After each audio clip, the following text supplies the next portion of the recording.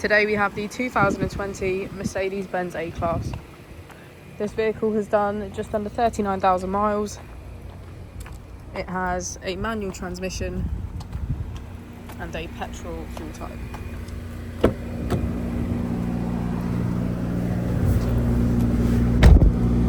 To the left of our steering wheel we have voice control as a feature, and on the right we have cruise control. We also have our automatic headlights and heated seats on either side.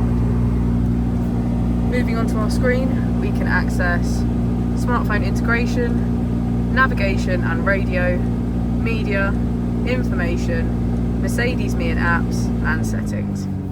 If we put the vehicle into reverse, what do you want to do? If we put the vehicle into reverse, we can see that it comes with a reversing camera with front and rear parking sensors.